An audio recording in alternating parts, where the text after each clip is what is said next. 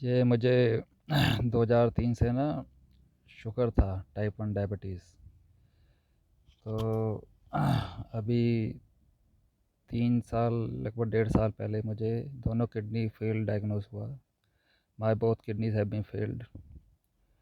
और पिछले लगभग 7-8 साल से ना हमारा ज़मीनी विवाद भी है। मेरे जो नाम की ज़मीन थी, जो दादाजी ने कराई थी, वो लोग भी ये ना ज़मीन छोड़ नहीं रहे, इसलिए प्रेशर में रहता था।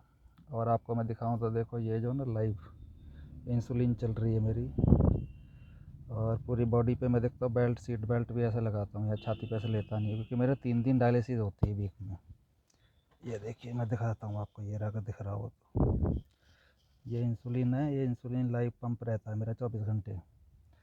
और यहाँ पे आप देखोगे तो ये डायलिसिस का है, देखिए। ये परमा कहता है जो रहता है लगातार ना, नली लगी हुई है। और मैं अपना घर दिखा देता हूँ, सामने जो दिख रहा होगा घर आपको। इसमें कार खड़ी हुई है अभी, तो खैर मैं कार बाद में मोड़ लूँगा, अभी मैं आपको दिखा देता हूँ। ये पूरा घर है मेरा।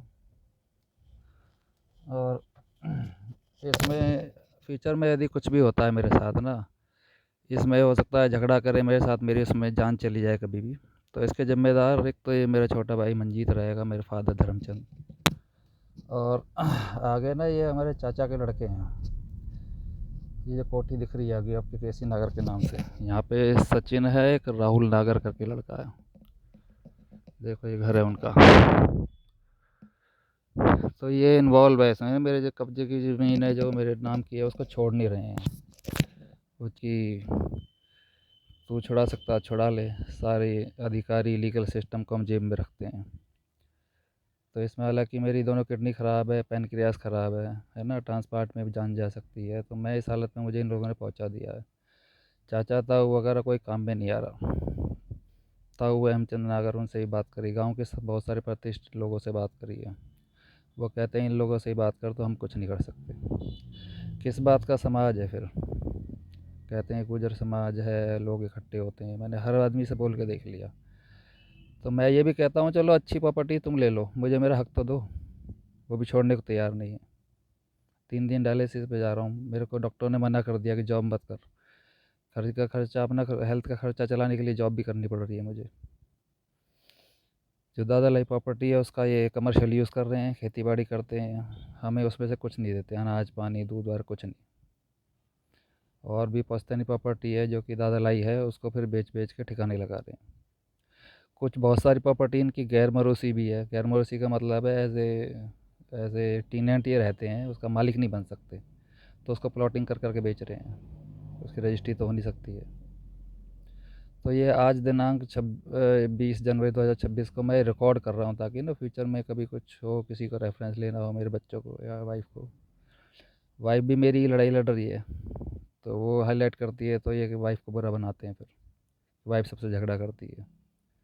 मैं बहुत ज़्यादा हॉस्पिटलाइज था कई बार, साल में 3-3 4-4 बार। अपने आप टैक्सी करके मैं आता हूँ घर पे।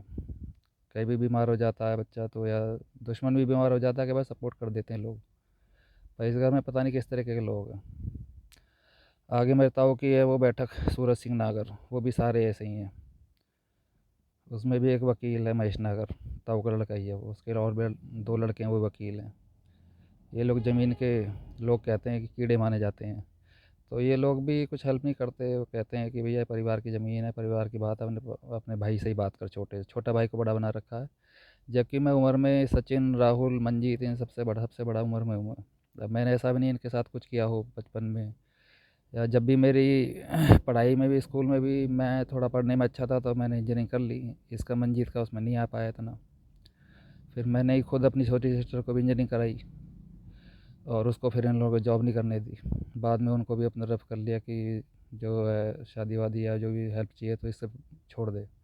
दोनों सिस्टर की शादी में मुझे इन्वॉल्व नहीं किया गया, ना मेरा कार्ड में नाम छपवाया गया, ना बताया कहाँ शादी होती है।